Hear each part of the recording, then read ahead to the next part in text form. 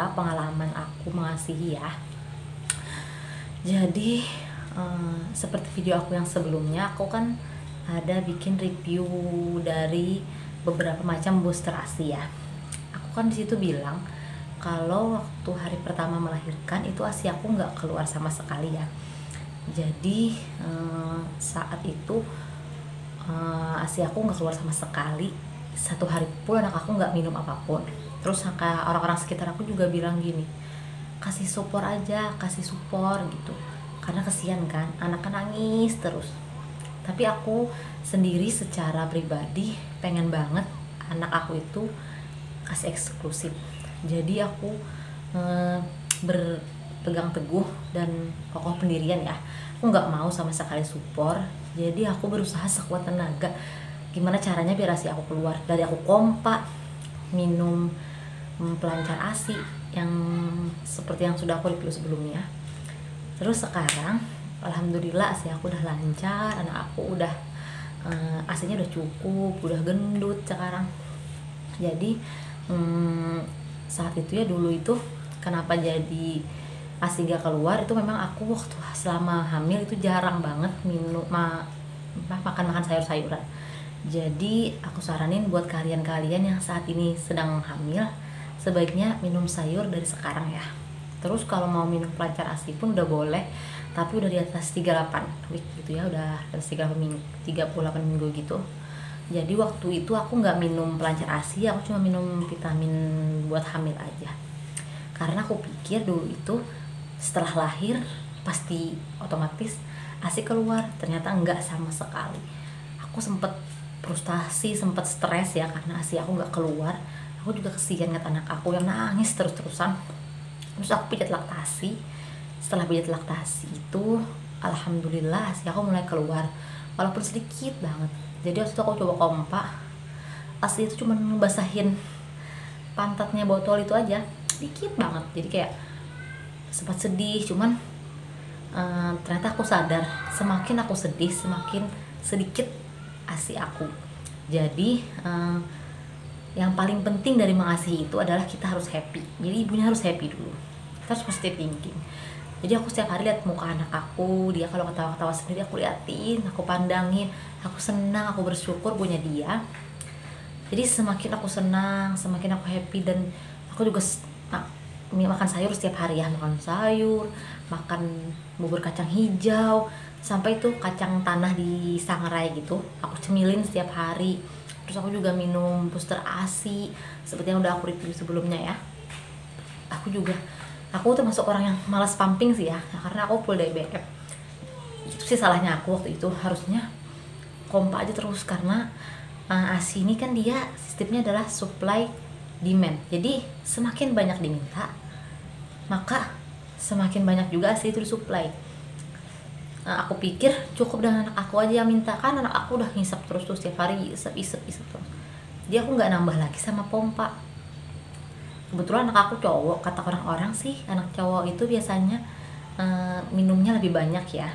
Jadi dia emang sering banget nyusunya. Cuman aku setelah nyusuin nggak pumping lagi.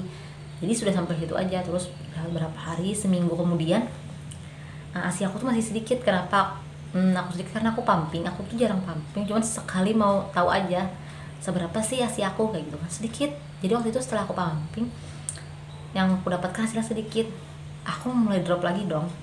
Padahal ternyata setelah aku baca-baca, kalau ibu yang DBF itu pumping, hasil pumping itu nggak mesti ya itu tuh adalah hasil ASI yang diminum anak kita itu adalah segitu, enggak. Karena kita nggak tahu berapa banyak anak kita bisa menghisap ASI dari kita. Menurut aku sih kita jangan terlalu berpikiran negatif, karena itu bikin kita jadi down. Terus kalau kita down, otomatis ASI kita jadi seret. Jadi yang penting berpikir positif, makan aja terus, makan nggak apa-apa deh timbangan naik, yang penting anak kita tercukupi. Dan makannya juga harus makan yang bergizi ya. Jadi aku happy, aku bawa happy, aku ajak ngobrol suami. Alhamdulillahnya suami aku juga support banget. Jadi yang paling penting adalah support suami sih ya. Orang-orang sekitar sih sempet nyaranin support kayak gitu kan, tapi suami aku dukung aku banget untuk ASI eksklusif ke anak aku. Jadi aku lebih semangat lagi untuk kasih ASI eksklusif ke anak aku. alhamdulillahnya setelah aku menemukan ASI booster yang cocok, terus aku juga sekarang sering power pumping ya di tengah malam itu sekitar jam 1-an atau jam 12 malam aku pumping. Itu buat mancing ASI aja karena anak aku kan full DBF sudah. Jadi aku nggak ada pumping yang setiap 2 jam itu ya. Jadi aku cuma pumping di malam hari 1 kali. Itu pun aku pumping karena anak aku tidurnya lumayan nyenyak kalau malam. Jadi supaya ASI aku tetap ada permintaan, aku pumping kayak gitu. Kalau siang kan dia terus-terusan nyusu juga kayak gitu. Nah, kayak tiap 2 jam nyusu. Jadi menurut aku itu udah cukup aja karena aku juga banyak yang dikerjakan. Maksudnya untuk pumping belum terlalu sempat. Jadi kalau kalian-kalian yang menurut kalian duh nggak sempat pumping nih, nggak ini nggak itu, nggak apa-apa, insya Allah ASI cukup aja buat anaknya. Karena isapan bayi itu memang paling penting sih sebenarnya, itu lebih penting daripada pumping ya. Jadi susuin aja anak kalian, susuin terus. Kalau aku sih pumping tiap malam aja, itu pun cuma stok jaga-jaga. Jadi kalau aku perlu pergi kemana gitu, karena anak aku kan masih bayi banget, aku apalagi masa-masa seperti ini ya, jadi sebaiknya anak nggak usah dibawa, tinggal aja sama mertua sama orang tua, pokoknya ditinggal di rumah. Atau kalau misal kalian punya pengasuhnya, tinggal sama pengasuh aja dulu. Jadi kalau pergi-pergi, apalagi yang bakal bertemu orang banyak, kalau bisa anak nggak usah dibawa. Makanya itu perlunya dan pentingnya kalian pumping. Cukup itu aja sih, nggak usah yang terlalu berlebihan, kecuali kalian bekerja. Kalau bekerja otomatis memang harus sering-sering pumping, harus banyak-banyak pumping untuk stok banyak. Apalagi di kerjaan kan kalian nggak bertemu anak ya selama berapa jam, ada yang sampai 8 jam kerja nggak ketemu anak.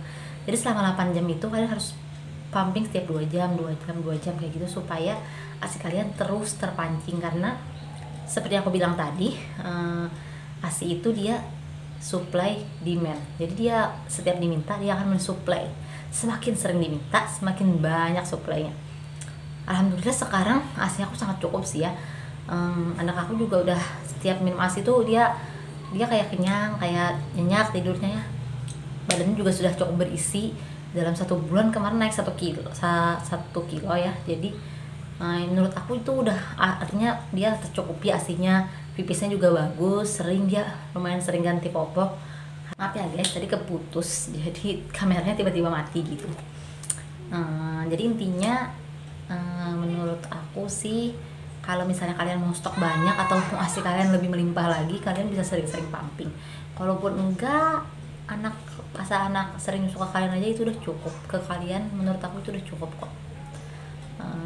Itu aja sih yang mau aku share ke kalian semua. Semoga ini bermanfaat ya buat kalian. Kalau ada yang mau ditanyain seputar mengasihi, bisa aja kalian komen di bawah ini ya. Nanti kalau aku tahu dan aku bisa, aku bantu jawab deh berdasarkan pengalaman aku pribadi. Aku ini sebenarnya juga itu ya mama baru ya. Jadi aku baru anak pertama. Jadi ini benar-benar mengasihi itu benar-benar nggak mudah ya. Benar-benar harus dipersiapkan. Jadi kalau kalian mikir mengasihi mah gampang, ini itu enggak. Mengasihi itu sangat sulit. Makanya kenapa kalau ibu-ibu itu selalu bilang ke ibu yang baru melahirkan, selamat mengasihi ya, semangat mengasihi ya. Karena emang itu nggak mudah. Ada yang nanti putingnya lecet lah, ASInya seret lah, sakit lah, bengkak lah, pokoknya banyak banget drama-drama kalau saat mengasihi itu ya. Tapi ini kan demi anak kita ya, ini demi kebaikan dia. ASI itu sangat baik buat anak. Jadi kita menurut aku nggak masalah sih berkorban demi anak. Kita harus berusaha yang terbaik buat anak. Kalau puting ASI lecet, kita harus benerin cara mengasihinya. Jadi harus bener pelekatannya supaya nggak lecet. Kalau sampai lecet itu berarti ada yang salah dengan pelekatannya. Karena awal menyusui aku juga sempat lecet ya, lecet terus sekarang jadi aku pakai salep buat anti lecet itu dari Pure Mom kalau nggak salah. Terus sekarang sih aku udah tahu ya kalau kemarin itu pelekatan aku salah. Jadi sekarang aku udah benerin pelekatannya, alhamdulillah. Sekarang udah nggak lecet lagi, udah nyaman. ASInya juga udah lancar. Pokoknya untuk kalian di luar sana yang sedang berjuang mengasihi, semangat terus, jangan patah semangat. ASI itu adalah minuman terbaik dan makanan terbaik untuk anak kalian. Jadi nggak ada perjuangan yang sia-sia ya. Terus buat kalian yang lagi hamil atau mau melahirkan, gak usah takut. Ini bukan berarti wah gimana nanti mengasihi, nggak apa-apa, tapi berdayakan diri kalian, cari tahu, terus rajin-rajin makan sayur.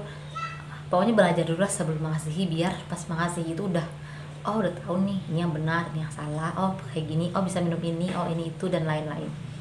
Untuk kalian ibu-ibu di luar sana yang terpaksa tidak bisa memberi anaknya ASI, harus support atau apapun itu, nggak apa-apa, kalian tetap ibu yang baik, kalian sudah mengusahakan terbaik buat anak kalian. Karena kita nggak tahu kan apa problema masing-masing orang, pasti berbeda-beda ya. Ada anaknya yang bingung puting karena sudah dikasih odot duluan dan lain-lain. Ya pokoknya itu aja dari aku, sekian share dan cerita-cerita aku tentang mengasihi. Semoga bermanfaat buat kalian semua. Jangan lupa like, comment, and subscribe YouTube channel aku. Makasih.